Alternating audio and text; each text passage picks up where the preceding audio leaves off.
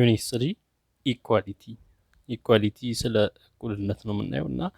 the history of the Ethiopian people's struggle against oppression እና የኢትዮጵያ ሰዎች ወይንም የኢትዮጵያን ህዝቦች ታሪክ እናያለን ወይንም ትግል እናያለን ጭቆና በሚደርስባቸው ጊዜ ወይንም በጭቆና ለደረሰባቸው ጭቆና የሰጡትን ትግል የሰጡትን ምላሽ ምን ይመስላል የሚለውን ነው የምናየው እና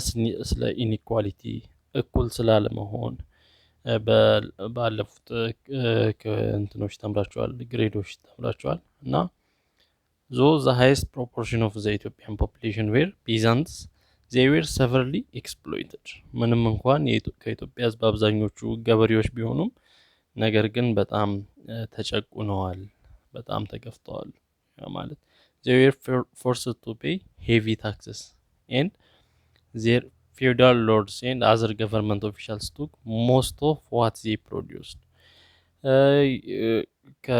ከሰሩት ላይ ወይንም ከሚያመርቱት ላይ ከባባር ታክሶች ይጣሉባቸው ነበር ግብር እንዲከፍሉ ብዙ ግብር እንዲከፍሉ ከባድ ግብር እንዲከፍሉ ይጣልባቸው ነበር እንደገና ባላባቶች የመሬት ባላባቶች ሊሆኑ ይችላሉ እንደገና የመንግስት ባለስልጣናት ገበሬዎቹ ካመረቱት አብዛኛው ፓርቲ ወስዱ ነበር እና peasants in Ethiopia suffered from maladministration corruption and lack of social services ስለዚህ ገበሬዎች በኢትዮጵያ ውስጥ በብዙ ተጎድተዋል በተዛባ አስተዳደር በሙስና እና ሶሻል ሰርቪሶችን በማጣት ባለማግኘት ማህበራዊ አገልግሎቶችን ባለማግኘት እና they did not remain indifferent to their hardships ለደረሰባቸው ነገር ዝም አላሉ but revolted against the injustice done to them in different ways ነገር ግን የደረሰባቸውን ፍትህ መጓደል ለመቃወም ሞክረዋል ሪቮልት አድርገዋል እና the Byzantine rebellion in Gojam Bali and Tigray are very good examples ይሄ የገበሬዎች አመጽ በጎጃም በባሊ በትግራይ ጥሩ ኤግዛምፕል ሊሆን ይችላል ዝም አላሉም ነፃነታቸውን ለማስጠበቅ ሞክረዋል the Gojam Peasant Rebellion በ1968 የተካሄደውን የጎጃም ገበሬዎች አመጽን በመናይበት ጊዜ the Peasant Rebellion of Gojam was one of the strong resistance against the feudal government ይህንን የባላባት አስተዳደር መንግስትን ሬዚስት ያደረገ ወይንም የተቃወመ ጠንካራ ተቃውሞ ነበር የጎጃም አመጽ እና the center of the rebellion were Mota and Dagadamot provinces ሴንተር የነበሩት የተቃውሞ ዋና ቦታዎች የነበሩት ሞጣና ደጋዳሞት ናቸው እና the major causes of the rebellion were the government's attempt to increase amount of taxes and forced contributions to erect a state of the emperor ምንድነው ዋና የተቃውሞ ምንጭ የነበረው ወይንም ምክንያት የነበረው መንግስቱ ገቨርመንቱ ገበሬዎች ላይ ሄቪ ሆኑ ወይንም ብዙ መጠን ያለውን ግብር ይጥልባቸው ነበር እንደገና ሌሎች ነገሮችንም እንዲሰጡ ለኢምፔረሩ እንዲሰጡ የኢምፔረሩን ስታቱ ከፍ ለማድረግ ወይንም ለማቆም ማለት ነው እንዲሰጡ ግዴታ ይጣልባቸው ነበር እና ሌላው ምክንያት ደግሞ ማላድሚኒስትሬሽን ነው ይሄ ከባባር ታክስ እንዳለ ሆኖ maladministration የተዛባ አስተዳደር እና the people reflected their opposition by rejecting tax assessors and sending petition to the emperor እና መቃወማቸውን ወይንም ተቃውሟቸውን የገለጹት እንዴት ነው ገበሬዎቹ እዚህ ታክስ የሚሰበስቡትን በመቃወም እነሱን ባለመስማትና ፔቲሽን ሰብስበው የጋራ ሐሳብ ሰብስበው ለኢምፔረሩ በመላክ ነበር የገለጹት when the government failed to respond the peasants rebelled ገቨርመንቱ ምላሽ አልሰጥ ሲላቸው መንግስት ምን አደረጉ ገበሬዎቹ አመጽ አስነሱ the government sent the army and police force and suppressed the rebellion ምን አደረገ ገቨርመንት አርሚ እና ፖሊሶችን ልኮ ወታደሮችን ልኮ አመጹን እንዲታፈን አደረገ ወይንም አመጹ እንዲጠፋ አደረገ። ሌላው ሙቭመንት ደግሞ the first ወያኔ ሙቭመንት የመጀመሪያው የወያኔ እንቅስቃሴ ነው።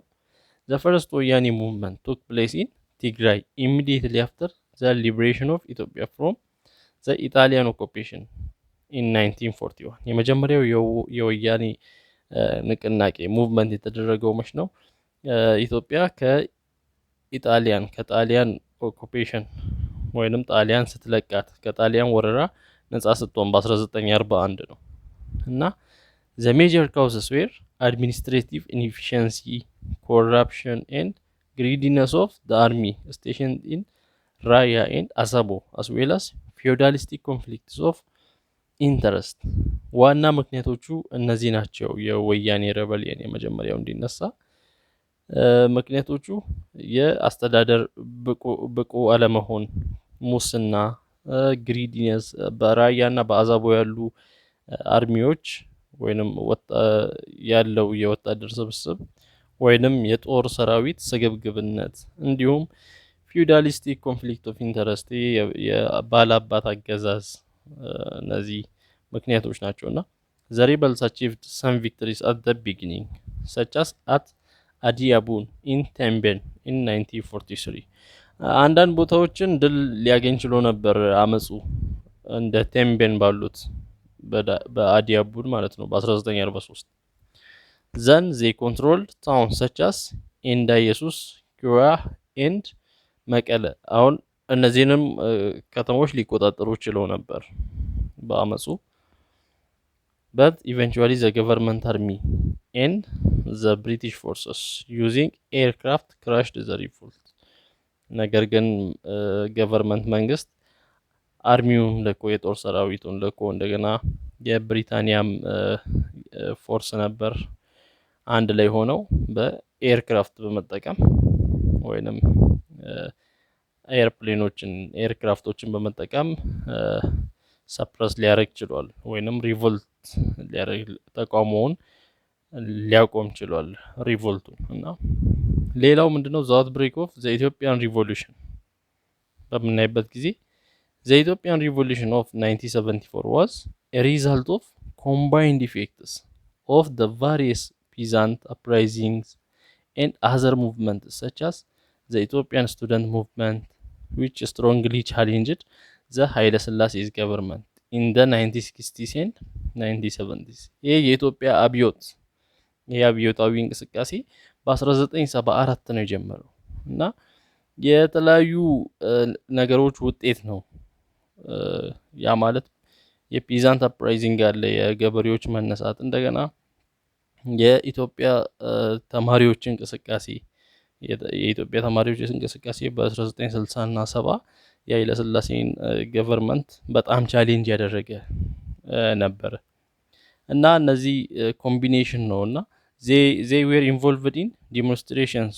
with slogans such as land to the tiller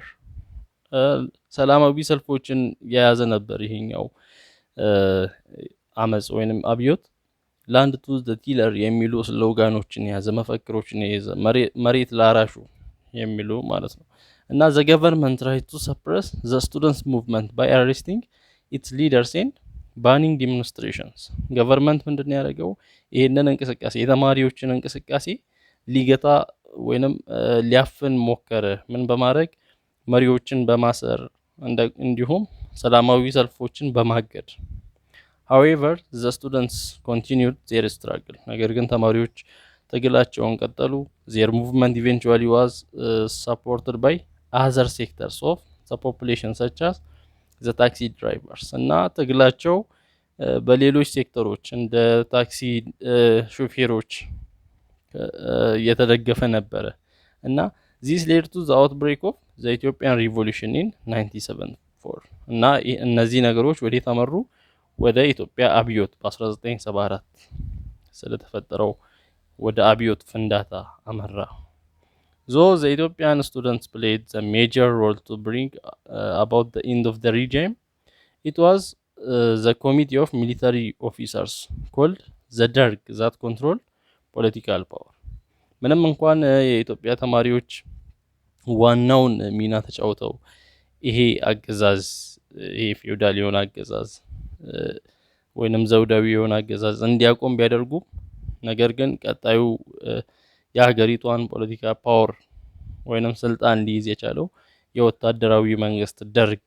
የሚባለው ነበር እና ዘደርግ ዲክሌርድ ላንድ ቱ ዘ ቲለር ኢን 1975 ደርግ መሬት ላራሹ ብሎ ተነሳ but it did not bring a democratic system to the country ነገር ግን ወደ ሀገሪቷ ዴሞክራሲያዊ አሰራርን ሊያመጣ አልቻለም rather it controlled and exercised unlimited power unlimited የሆነ ፓወር ያልተገደበ ስልጣን መጠቀም ጀመረ suppressed oppositions ተቃውሞዎችን ማፈን መጨቆን ጀመረ and established a single party system ባለ አንድ ፓርቲ ሲስተምን ወይንም ዘዴን አደረገ ማለት ነው ሌሎች ፓርቲዎች እንዳይኖሩ because of this the people of Ethiopia started fighting against the ደርግ በዚህ ምክንያት የኢትዮጵያ ህዝብ ደርግን መቃወም ጀመረ ማለት ነው the struggle to overthrow the ደርግ 1975 to 1991 ያው ይሄ በካላንደሩ በዩሮፒያን አቆጣጠር ነውና ደርግን ለመጣል የተደረገውን ጥረት ደግሞ ስናይ ከ1975 እስከ 1991 the struggle to overthrow the ደርግ started soon after it assumed power እና ትግሉ የጀመረው ደርግ ፓወር ከያዘ ከትንሽ ጊዜ በኋላ ነበርና several political organizations were formed around 1975 among which the Ethiopian የተለያዩ ፓርቲዎች ምን ሆኑ ወይንም የተለያዩ ድርጅቶች ተቋቋሙ ይሄንን ለመቃወም ይሄንን አገዛዝ ለመቃወም እንደ ኢትዮጵያን ፒፕል ሪቮሉሽነሪ ፓርቲ ያሉ ያ ማለት የኢትዮጵያ ህዝቦች አብዮታዊ ፓርቲ እንደ ኢሃፓ ያሉ the Tigray People Liberation Front TPLF እንደ TPLF ያሉ እና all Ethiopian Socialist Movement AES የሚያሉ እነዚህ የሚታወቁት ነበሩ ዋናዎቹ ነበሩ ከተቋቋሙ ድርጅቶች ውስጥ however it was only the TPLF which managed to conduct a truly popular and successful armed struggle ነገር ግን successful የሆነ ውጤታማ የሆነ የታጠቀ ስትራግል ያደረገው ተጋድሎ ያደረገው የቲፒኤልኤፍ ነበር እና this came to be known as the second ወያኔ movement ይሄ የቲፒኤልኤፍ እንቅስቃሴ ሁለተኛው የወያኔ ሙቭመንት ይባላል ፈርስት ወያኔ ሙቭመንትን አይተነዋል ከፊት nevertheless due to their commission of several mistakes most of the above mentioned parties suffered from internal crisis ከላይ ካየናቸው ፓርቲዎች ውስጥ ወይንም ከላይ ካየናቸው ኦርጋናይዜሽኖች ውስጥ እርስ በርስ ባለመግባባት ከኢንተርናል ክራይሲስ የተነሳ ሊቀጥሉ ያልቻሉም ነበሩና within the EPRP this led to the rise of democratic organization called the Ethiopian People Democratic Movement እና EPRP ወይንም ኢሃፓ ወደ ኢትዮጵያን ፒፕል ዴሞክራቲክ ሙቭመንት ወደሚለው ሆነ እና within a short period of time the EPDM was able to strengthen its power and translate itself into a truly democratic movement in parallel with TPLF እና ምን አደረገ EPDM የሚባለው ከቲፒኤልኤፍ ጋር አንድ በመሆን በመስራት ፓወሩንም ኃይሉንም በማጠናከር ቀጠለ ማለት ነውና strongly resisted the military forces of the Derg in different places particularly in Wollo አማራ region እና ይሄንን የወታደራዊ አገዛዝ በጠንካራ መልኩ ሬዚስት ማድረግ ጀመረ መቃወም ጀመረ particularly በወሎ በአማራ ክልል በወሎ አካባቢ እና in 1988 the TPLF managed to liberate much of Tigray በ1988 አብዛኛውን የትግራይ ፓርት ማስለቀቅ ቻለ TPLF እና it was around this time that the TPLF and EPDM agreed to form the Ethiopian People Revolutionary Democratic Front ከዛ በኋላ ነበር TPLF እና EPDM ተስማምተው ኢህአዴግን የኢትዮጵያ ህዝቦች አብዮታዊ ዲሞክራሲ ግንባርን ኢህአዴግን ለመመስረት የቻሉት እና the EPRDF was joined by the newly formed liberation movements, the Oromo People Democratic Organization and the Ethiopian Democratic Officers Revolutionary Movement እና ኢህአዴግ አዲስ ከተፈጠሩት የሊበሬሽን የነጻነት ግንባሮች ጋር ወይንም የነጻነት ንቅናቄዎች ጋር እንደ ኦሮሞ ፒፕል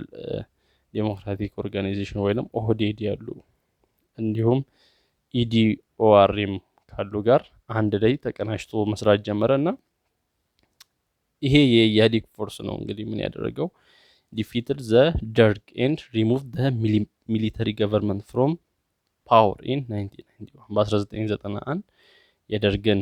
ስርዓት የገረሰሰው ኢህአዴግ ነው እና this led to the transition to democratic rule in the country እና ስትራግሎች በኢትዮጵያ የተደረጉ ለተለያዩ ኦፕሬሽኖች ወይንም ለተለያዩ ጭቆናዎች የተደረጉ ስትራግሎች ነው በዚህ ቶፒክ ልናይ የቻልነው ወይንም የሞከርነው